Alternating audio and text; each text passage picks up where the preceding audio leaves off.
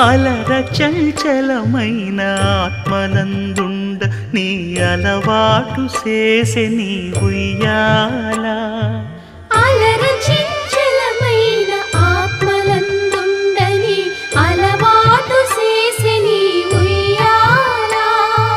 పలుమారు ఉచ్ఛ్వాస పవనమందుండ నీ భావంబు తెలిపే నీ ఉయ్యాల. ఉచ్ఛ్వాస పవనమందుండ నీ భావంబు తెలిపే నీ